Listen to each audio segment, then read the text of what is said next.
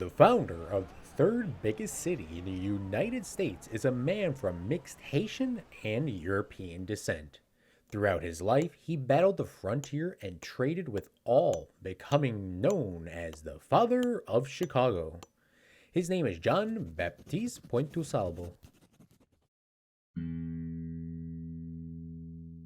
DuSable was born in the 1745s, and both of his parents were from opposite backgrounds.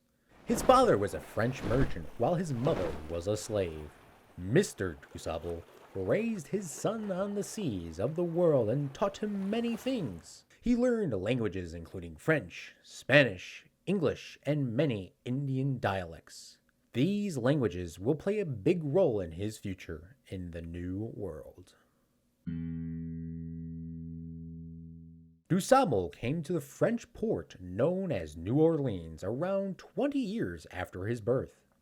While en route, he was hurt and was unable to move properly.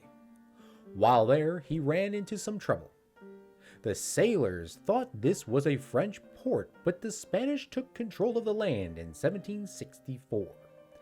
Now DuSable was trapped in a foreign port and had trouble with some Spanish colonists because he lost his identification papers. These Spanish colonists had strict laws in place which made undocumented Africans slaves of Spain. Overall, his charisma and fluent French accent allowed him to stay with French priests in the New Orleans town. These priests helped him recover and elude detection from the Spanish. DuSable went to the best river for travel, which was the Mississippi. While on his way up the Mississippi River, DuSable met his Native American wife and had 2 children. He eventually settled in Kaskaskia. There, he maintained excellent relations with Native Americans and lived amongst various indigenous tribes.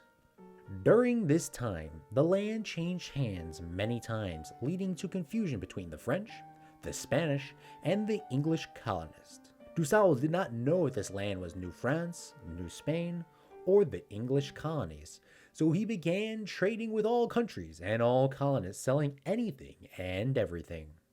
This made him known as a well-known trader in the region. Once the American Revolution broke out, he decided to move with his family to Michigan because the French and Spanish showed a little support in protecting their colonists, unlike the English and the Americans. While there, he saw the potential of a quality trading lake named Lake Michigan. DuSable was in good standing with the English government, and Lieutenant Governor Sinclair hired him in 1780 for a semi-official operation at the Pinery adjoining Fort St. Clair north of Detroit. This allowed him to survey the land from head to toe. Once his appointment came to an end, he had other plans to set up new trading posts to the west. During the American Revolution, only a few soldiers on both sides were able to stay in the area. This led to less government and military restrictions, which allowed John Baptiste Pointe-Sable to move into unsettled marsh swamp, known as Chicago.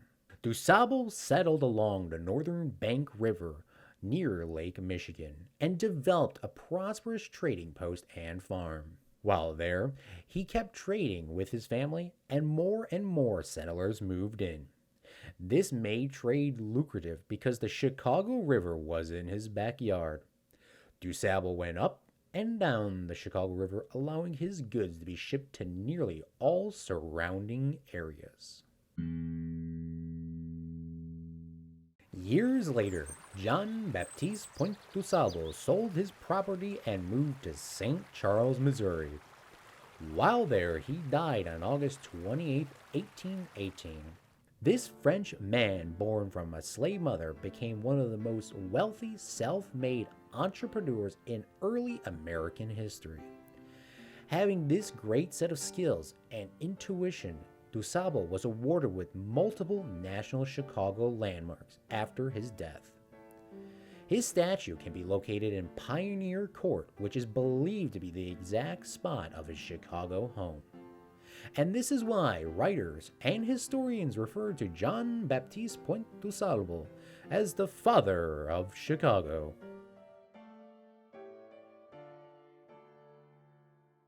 Thank you for reaching the end of this lesson. Claude's history course covers famous people and events throughout world history. To stay up to date for free future uploads, subscribe and turn on the notification bell. Comment down below which person or event you want to see covered next, and we will see you next time on Claude's history course.